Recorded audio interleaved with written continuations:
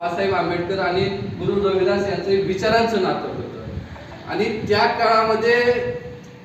काळातील परिस्थितीवर प्रहार करण्याचं काम गुरुवर्य रविदास महाराजांनी केलं आणि त्यांच्याच विचारांवर डॉक्टर बाबासाहेब आंबेडकरांनी संविधान लिहून आज आम्हा सर्वांना स्वाभिमानानं जगण्याचा अधिकार मिळवून दिला। आपण सर्वजण ज्ञानेश्वरी वाचतो, पण आपल्याला गरज आहे भारताचं संविधान वाचायचं। आणि मला आपल्या या मंदिराच्या ट्रस्टला विनंती करायचंय, आपल्या इथे एक संविधान कट्टा निर्माण करण्यात यावा। हे 5 संविधान आहेत, आणखी पाहिजे असतील तर आणखी संविधान देऊ, पण आपल्या समाजातील जे शिकणारे युवक आहेत ते इथे यावे, संविधान वाचन करावं, दिवसातून 1 कलम तरी सर्वांनी वाचन करावं।